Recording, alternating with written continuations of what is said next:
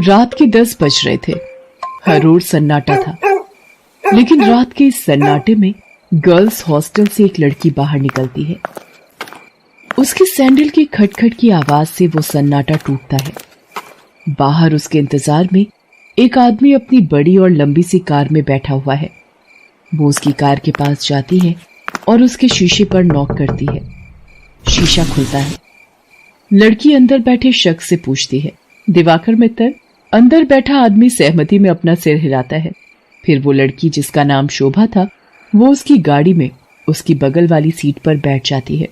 दिवाकर मित्तल उसके चेहरे की ओर मुस्कुराकर देखता है और कहता है, जैसा सुना था वैसी ही हो तुम, बहुत तीखी, लाल मिर्च की तरह। दिवाकर मित्तल के पैर कार के एक्सीलेटर पर जाते हैं और पल भर में कार हवा से बातें करने लगती है। थोड़ी देर बाद वो कार शहर के एक सबसे बड़े 5 स्टार होटल में प्रवेश करती है। दिवाकर मित्तल पार्किंग में अपनी कार लगाता है और होटल के रिसेप्शन पर जाता है और अपनी प्री बुकिंग के बारे में बताता है। दिवाकर अपने रूम की चाबी लेता है और शोभा के साथ उस कमरे में जाता है। दिवाकर दरवाजा बंद करता है और शोभा से पूछता है, कुछ लोगी तुम, पीने या खाने में? आप जो भी मंगा लीजिए। दिवाकर होटल के कमरे में लगे फोन से रिसेप्शन पर कॉल करके अपना ऑर्डर देता है। थोड़ी देर में वेटर ऑर्डर लेकर आ जाता है। वे दोनों खाने के साथ साथ थोड़ा थोड़ा पीते भी हैं और फिर दिवाकर और शोभा एक दूसरे में खो जाते हैं। सुबह जब शोभा की नींद खुलती है तो दिवाकर वहां नहीं होता है। उसके तकिए के नीचे नोटों की गड्डी रखी होती है। वो गड्डी को उठाती है, फिर होटल के बाहर आती है। बाहर आकर वो एक कैब बुक करती है और उसमें बैठकर गर्ल्स हॉस्टल की ओर निकल जाती है। कैब वाला बीच बीच में उसे घूर कर देखता है तो शोभा को गुस्सा आ जाता है। क्या देख रहे हो? क्या देख रहे हो बार बार पीछे मुड़कर? आगे देखकर गाड़ी चलाओ, नहीं तो अभी तेरी कंपनी में फोन करूंगी, फिर सारा घूरना निकल जाएगा। कैब वाला शोभा की बातों से डर गया। शोभा कैब की खिड़की से बाहर देखती हुई जा रही थी और मन ही मन खुद से बातें कर रही थी। सब कुछ कितना फेक है ना यहाँ, सब कुछ। कौन आदमी कौन सा चेहरा लगाए घूम रहा है, किसी को पता नहीं है। मैं भी तो पिछले कई महीनों से एक नकली चेहरा लगाए घूम रही हूँ। सच कहूं तो घिन आती है मुझे उस चेहरे से, दम घुटता है मेरा। लेकिन अब इस चेहरे के बिना मैं रह भी तो नहीं सकती। ये कहानी है जमालपुर की रहने वाली शोभा की। शोभा शहर के एक हॉस्टल में रहती है और इंजीनियरिंग की पढ़ाई कर रही है। वो 8 महीने पहले ही शहर आई है। शोभा के पिता दीनदयाल उससे बहुत प्यार करते हैं। उसे अब भी याद है जब वो ट्रेन में बैठकर शहर आ रही थी तो। क्या बाबा, आप इस तरह बच्चों की तरह रोएंगे तो मैं शहर कैसे जाऊंगी? क्या कहूँ शोभा, 5 बरस की थी तू जब तेरी अम्मा तुझे गोद में डालकर हमेशा के लिए हम सबको छोड़कर चली गई। तब से तुझे ही देखकर जिया है। जानती हूँ बाबा।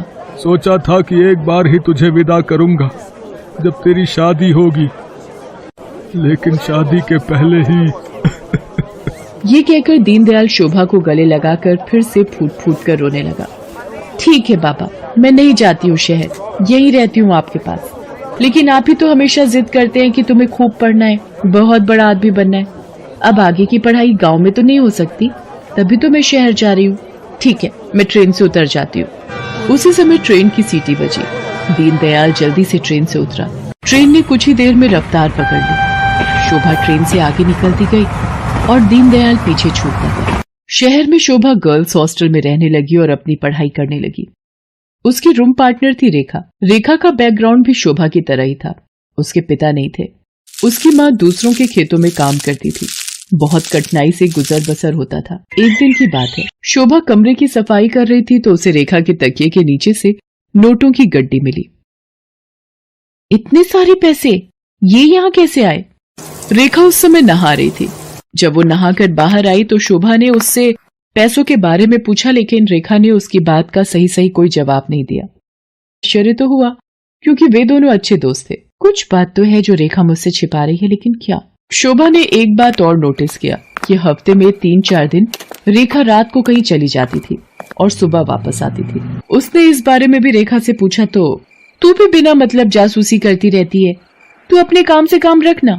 मैं कहाँ जाती हूँ, क्यों जाती हूँ, हर चीज का हिसाब देना जरूरी है क्या? ये जरूरी तो नहीं, लेकिन कल को हॉस्टल की वार्डन को पता लग गया कि तुम रात रात भर बाहर रहती हो तो क्या होगा? तुझे पता है ना वो कितनी स्ट्रिक्ट है। तो उसकी फिक्र मत कर, मैं संभाल लूंगी उन्हें। धीरे धीरे शोभा ने रेखा की लाइफस्टाइल में बहुत तब्दीली देखी। वो महंगे से महंगे कपड़े और जूते खरीदती, लेटेस्ट मोबाइल फोन रखती, उसका जब जो मन करता वो करती। शोभा उसकी लाइफस्टाइल से बहुत प्रभावित हो गई। शोभा ने बचपन से अब तक गरीबी ही देखी थी, इसलिए उसका भी मन करता कि वो भी नए कपड़े खरीदे, महंगे मोबाइल रखे, उसका जो मन करे वो कर सके। रेखा देख, मैं तुझसे ये नहीं पूछने वाली कि तू ऐसी रईसों वाली लाइफस्टाइल कैसे जीती है, लेकिन मैं भी तेरी तरह जीना चाहती हूँ। मैं तंग आ गई हूँ एक एक पैसे के लिए तरसते हुए। पहले तो रेखा टाल मटोल करती रही, लेकिन फिर उसने सच्चाई बता दी कि वो एक कॉल गर्ल का काम करती है। उसकी बातों को सुनकर शोभा शॉक्ड रह गई और उसने कहा कि अगर ये बात वार्डन को पता लग गई तो? तू बड़ी भोली है रे शोभा।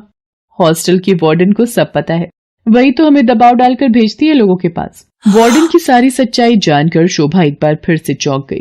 रेखा ने उसे ये भी बताया कि हॉस्टल की कुछ और लड़कियां ये काम करती हैं। शोभा को ये सब सुनकर अजीब तो लगा, लेकिन बेहतर लाइफस्टाइल के चक्कर में वो अपने सम्मान का सौदा करने के लिए तैयार हो। मैं इस गंदे दलदल में फंस गई हूँ। हालांकि इस दलदल ने मुझे बहुत सारी वो चीजें दी जिसके लिए मैं तरसती थी, लेकिन मैंने अपनी मासूमियत खो दी है, मैंने अपनी शांति खो दी है, मैंने अपनी पवित्रता खो दी है। बाबा को कितनी उम्मीद थी मुझसे, और मैं क्या करने लगी मैं। शोभा की आंखें भीग गई थी। वो अब ये काम नहीं करना चाहती थी, लेकिन हॉस्टल की वार्डन उस पर बार बार दबाव डाल रही थी। देख शोभा, जल में रहकर मगर से बैर मत कर, और हाँ, ये सती सावित्री बनने का नाटक छोड़ और जो बोलती हूँ वो कर। शोभा ने वार्डन को फिर से इनकार कर दिया।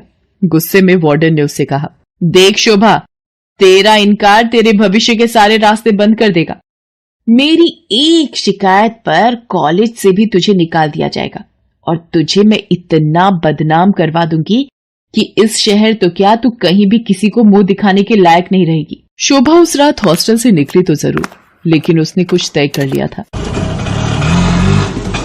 वो हॉस्टल से निकलकर सीधा पुलिस स्टेशन पहुंची और इंस्पेक्टर नाज़नीन को हॉस्टल और वार्डन की सारी सच्चाई बता दी। शोभा की बात सुनकर नाज़नीन शॉक्ड रह गई।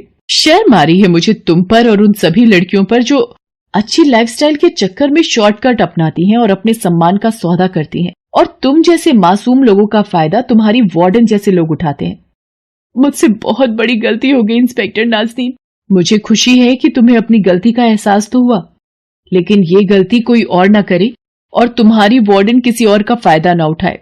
इसके लिए इस पूरे रैकेट को तोड़ना पड़ेगा।